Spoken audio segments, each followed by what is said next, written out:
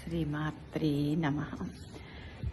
1966 November 6th quotation మనం ఇప్పుడు చెప్పుకుంటున్నాము.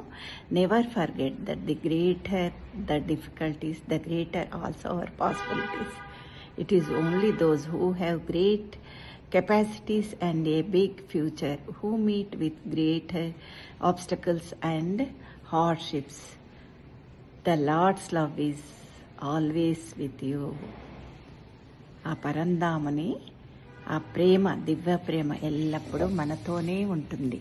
ఇంకా అప్పుడు ఏ కష్టాలు, ఎంత ఉన్నతమైన కష్టాలు, కడగండ్లు వాటిని దాటుకొని వస్తూ ఉంటే మనకు ఇంకా మహోన్నతమైన అవకాశాలను అందిపుచ్చుకునే ఆస్కారం అనేది ఉంటుంది అనేది ఎప్పుడు ఒక క్షణం కూడా మరిచిపోకు నా బిడ్డ అని అంటున్నారు అమ్మ.